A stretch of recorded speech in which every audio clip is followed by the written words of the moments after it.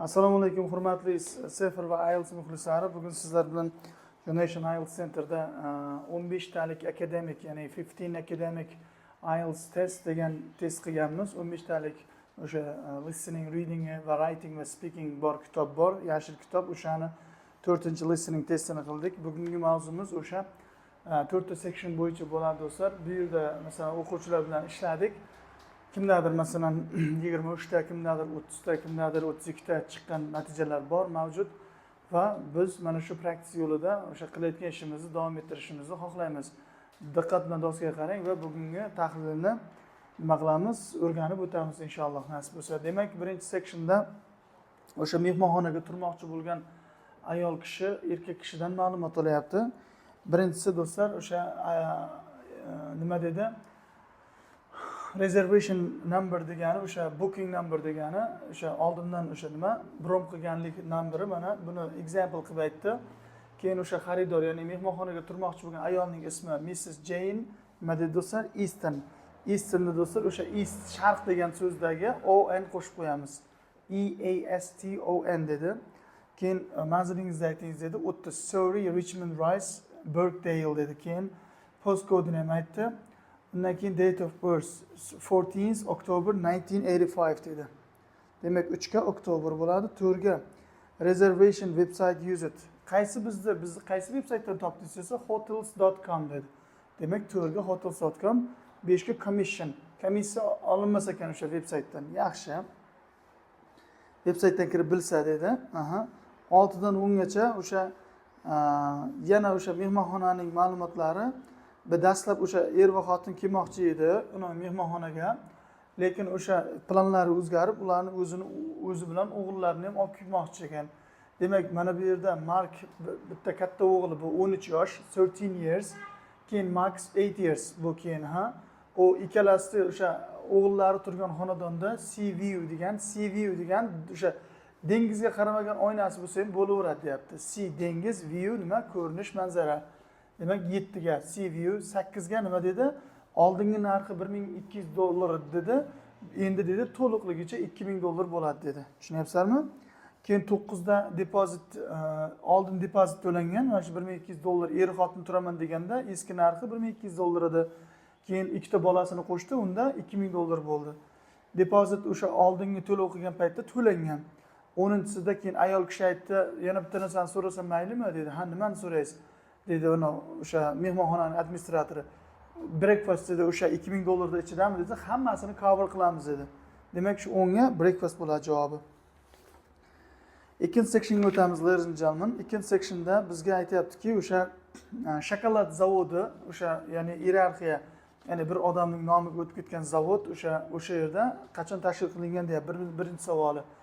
1924 dedi. Keyin u yerda dedi to'liq stavkada ishlaydigan odamlar, ya'ni ishchilarning soni 25 ta odam ishlaydi dedi.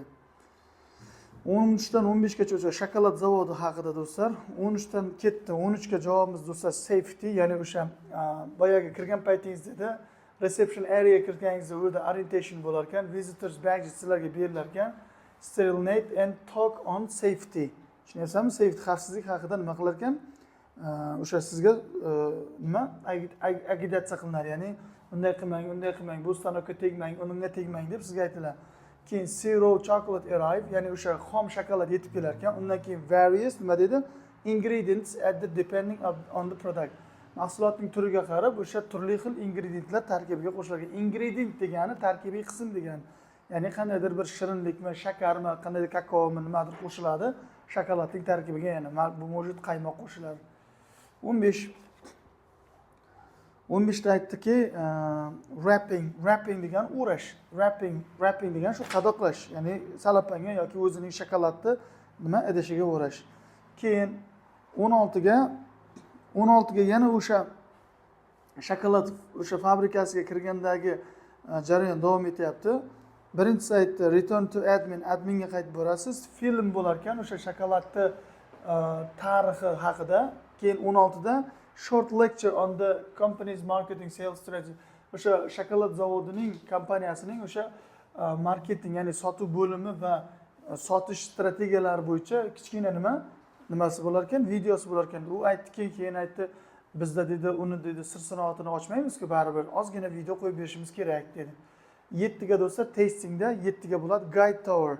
Ya'ni o'sha boyagi sizni o'sha fabrikada o'sha zavodda olib yuradigan o'sha gid bo'ladi. Mana bunda bunday narsa ishlab chiqariladi, bunda bunday ishlab chiqariladi deb sizga nima ko'rsatmalar beradi.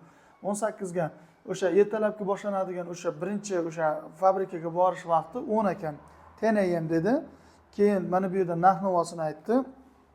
19 da adultlarga $13 ekan. Adultlarga, ya'ni large and school towers. Kattaroq va o'sha nima maktab o'sha nima ularni sayyohlikdan borib o'sha shokolad zavodiga kirish adultlarga nima 13 dollar ekan. Keyin complete wheelchair 20 ga complete wheelchair access bo'ladi do'stlar. Rahmat, mana shu yerda ikkinchi sectionimiz tugaydi. 3-sectionga o'tamiz do'stlar. 3-sectionda ladies and gentlemen fanlarni o'qishda o'zi qiziqmagan fanlarni o'qiyotgan o'sha ismimiz Tina bilan Edward haqida ketadi. Ular o'sha birinchi kursda masalan Tina history, ya'ni history, tarix, French, linguistics o'qigan. Keyin aytayapti, u men o'zgartirmoqchiman deyapti. Chunki men lingvistika sohasi bo'yicha ketaman deyapti.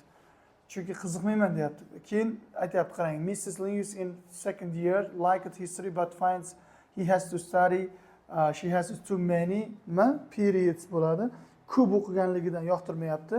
Keyin 3-kursda aytayapti specialization, ya'ni o'sha mutaxassislikka hattoki deyapti 1 bilan 2 da deyapti biz deyapti qiziqqan sohalarimizni o'qishimiz kerak. Shunday emasmi professor dedi. Ha, bunga seni hech kim anaqa qila olmaydi deyapti, majburlamaydi boshqa fanlar tiqishga desa. Siz dedi fakultet bilan gaplashdingizmi o'sha muammolar haqida desa, ha, gaplashdik deyapti. Keyin mutaxassislik 22 ga, 23 va Edwardda nima muammo ekan? Edwardda do'stlar, bu ham o'sha birinchi kursda tarix, ingliz tili va o'sha yer tabiiy fanlarni o'qibdi.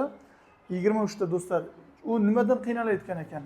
O'sha tarix bilan ingliz tilini yaxshi ko'radi, ammo u yerda ko'p essaylar bor ekan. Too many essays. 24 da summer extra reading dedi, lekin javobda reading ekan, demak 24 ga reading bo'ladi.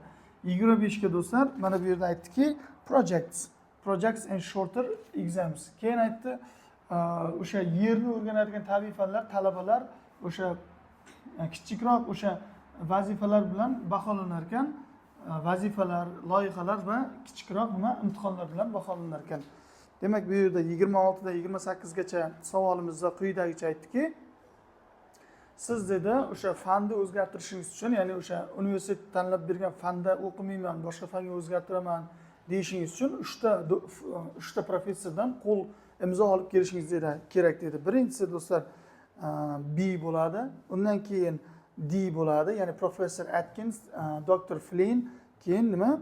Miss Morgan. Bu do'stlar Edward oladigan, imzo oladigan odamlar. Mana bu Tinaga aytdi, o'sha gapirayotgan professor, u muammo emas sen uchun, men o'zim hal qilaman dedi. O'sha yerda C'ni Mr. Thomas ham aytib ketdi, ammo u fakultetda yo'q, uning yordamchisi bor, shunday degan fikrlarim ketdi. 29 ga C bo'ladi do'stlar. 29 ning savolining javobini o'qiyman. Qarang, boshqa deyapti. Registratsiya ofisidan tashqaridan professor Holden shunday deb aytadiki,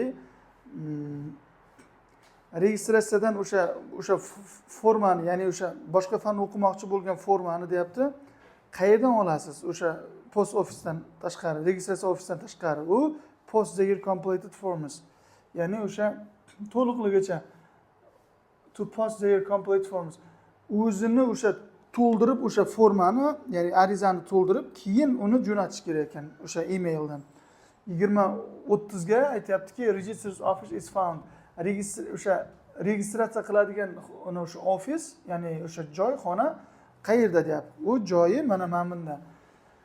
Administrative building deyapti. Administrativ o'sha boshqaruv binosida, ya'ni rektoratning 3-etajida, post ofisning qarama-qarshisida o'sha rektorat deyapti. Demak, 3-section tugadi, 4-sectionga o'tamiz. 4-section ham bir-biridan qiziq ekan, o'sha no more than 3 words, ya'ni 3 ta so'z qo'yishimiz kerak. The formation of great artesian basin. Demak, mana bu yerda do'stlar 31-imizga natural deep bo'ladi. 32 ga do'stlar javobimiz clay bo'ladi, ya'ni yelim. 33 ga 33 ga saturation level, mana bu yerda saturation level, 34 ga mana buni tepasida unnatural spring, endi 35 dan 40 gacha unda gap filling, no more than 3 words. 35 da do'stlar ekosistemiz явный aytdi. 36 da do'stlar, 36 da aytayaptiki urbanization, shaharlashish, uni ham aytdi. 37 da evaporates, bug'lanadi. 38 da do'stlar, 38 da aytdiki tap system, 39 da tanks, 40 da do'stlar balance of payments. Demak do'stlar, mana shu yerda listeningimiz o'z nihoyasiga yetadi. 4-chi testing listeningi sizga yoqqan va xush kelgan bo'lsa, biz bundan xursandmiz. Videolarimiz yoqqan bo'lsa, unga like, yoqmagan bo'lsa, bemalol dislike bosing. Inshaalloh keyingi videolarda ko'rishguncha xayr, salomat bo'ling. Bum.